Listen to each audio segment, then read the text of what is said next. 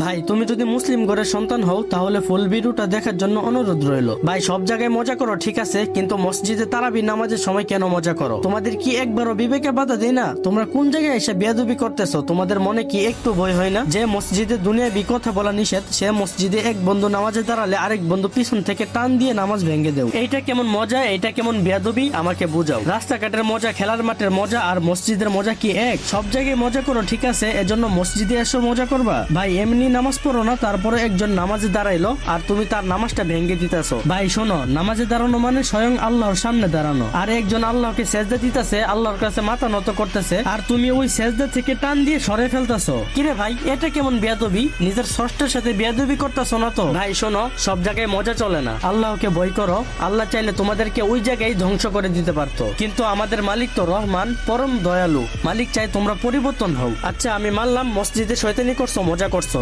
কিন্তু কিছু কিছু পোলাপান মসজিদে একজনের নামাজ আরেকজন নষ্ট করতেছে, আবার ওইগুলা ভিডিও করে ব্যাকগ্রাউন্ডে ফানি সাউন্ড লাগিয়ে সোশ্যাল মিডিয়াতে আপলোড করতেছে। ভাই শুন, এটা একটু বেশি হয়ে যাইতেছে, এইগুলা দেখে ভিডিও না বানায় পারলাম না। দেখ ভাই, ইবাদত নিয়ে আবার কিসের মজা? ইসলামকে হাসির পাত্র বানানোর সাহস দিছে কে তোদেরকে? ভাই তোরা যদি ছোট হইতি তাহলে মাইনা নিতাম। 19, 20, 22 বছরের পোলাপান এইগুলা কিভাবে করস? তোদের কি ধর্মীয় শিক্ষার এতই অভাব? সরি ভাই, বলে তুই করে বলে ফেলছি। দেখো ভাই, তোমাদেরকে একটা কথা বলি, ধরো তুমি শয়তানি করে ভিডিওটা আপলোড দিলা, আর আমি ওই ভিডিওটা দেখলাম, দেখে কিছুক্ষণ হাসলাম, তারপর যখন আমি তারাবি পড়তে যাব তখন আমার সাথে আমার বন্ধু বান্ধব থাকবে তাই না? ওই সময় তোমার ভিডিওর কথা মনে পড়লে তখন আমি আমার বন্ধু বান্ধবের নামাজে ডিস্টার্ব করলাম, তারপর সেই গুনার ভাগিদার তুমি হইবা, কারণ তোমার ওই ভিডিওর কথা মনে পড়ার পর আমি ওই কাজটা করলাম। তাছাড়াও তোমরা যখন এই শয়তানি গুলা করবা, ছোট ছোট বাচ্চারা তোমাদের থেকে দেখে শিখবে এইগুলা। যেখানে তোমাদের উচিত ছোট ছোট বাচ্চাদের শয়তানি থেকে বিরত রাখা, সেখানে তোমরা নিজেরাই শয়তানি করো। যাই করো না করো ভাই, এইগুলা করো না, আর এরকম ভিডিও কখনো আপলোড দিও না,